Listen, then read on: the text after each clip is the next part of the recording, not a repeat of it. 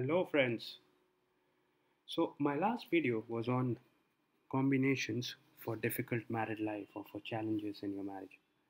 Now this video I'll be talking about, as discussed during the last video, I'll be talking about combinations for happy marriage, for successful marriage, for long lasting marriage.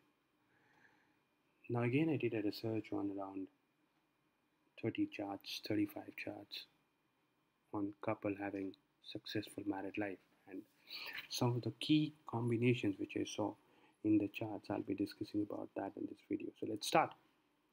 The first combinations which I saw is a very strong seventh house or a very strong seventh lord.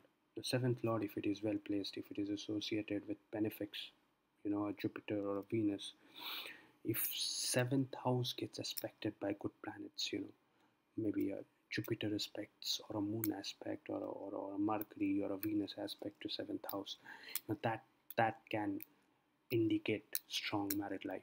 One catch here is seventh house, the planet. Some of the good planets don't really do well in the seventh house. You talk about Venus, uh, doesn't really do well in seventh house. Because Venus is the significator of marriage. Venus is the significator of love. Now, if it is placed on that house of seventh, or it's the significator of your wife. So, for a man's chart, if Venus is placed in the seventh house, then there is something called as Karakatva Bhavanasa, which means that the significator, if placed in the house which it signifies, it destroys some of the qualities. So Venus doesn't really do well on seventh house. I mean, it's not very bad if it is well aspected, and if it is in a good sign, it can still give good result. But generally, it's not a great position for Venus to be in. So seventh house, in my opinion, and which I posted in Facebook as well, if seventh house is empty, that's a very good sign. You will prefer seventh house to be empty, because most of the planets, Mars, Rahu, or Ketu, to some extent a Venus, to some extent a Saturn, don't really do well in seventh house. So Saturn can give a very long lasting marriage. I mean, there's no doubt about that. Saturn gets Digbala or directional strength in seventh house. But this length, or this strong long life, or this long married life, can have its challenges, can have its ups and downs. So the first strong combination which you see in these people charts is a strong seventh house and a strong seventh lord. The second significator, the second combination, the second feature is Venus. Now, if Venus is well placed, particularly for a man's chart, I mean, it's generally for both charts, but particularly for a man's chart, it can really give a very, very good married life. Now, the third combination which I have seen is the seventh lord associated with lords of trines, particularly the fifth and the ninth house, or with certain good houses like the Kendra's houses, right? The first house, the fourth house, the 10th house, to some extent even the 11th house, to some extent even the 12th, or even the second house, not 12th house, second house, because second house is your family.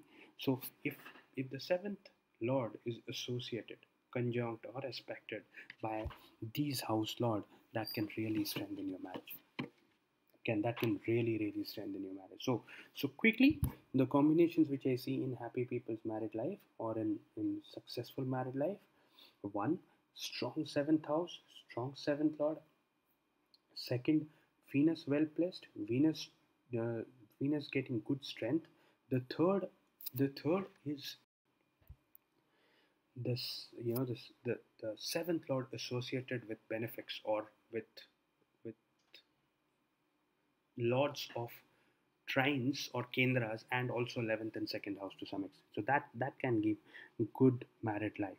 Now, another combination which can give a successful married life, or can help uplift your marriage, and can give some boost to your marriage, is Subhakatri Yoga. So which means that your 12th house from the 7th house, and the second house from the 7th house, that means the 6th house and the 8th house, should have good planets in them, should have benefics, natural benefic planets with them. So if a Venus is there in the sixth house, or a Jupiter is there in the sixth house, and a Venus is there in the eighth house, or a Moon is there in the sixth house, and a Mercury is there in the eighth house, it can really give strength to your seventh house, because then you have good neighbors. So when you have good neighbors, you become happy. Similarly, if your seventh lord is in between two benefics, that can really boost your marriage. So that's it, friends. So next video I'll be discussing about how to see your married life from the D9 chart. D9 chart is almost as important as the D1 chart. So we'll have a detailed discussion in the next video. Thank you. Thank you for watching my video. Please subscribe to my channel. Please like my video. Please share my video. Thank you. Ta-da. Bye-bye.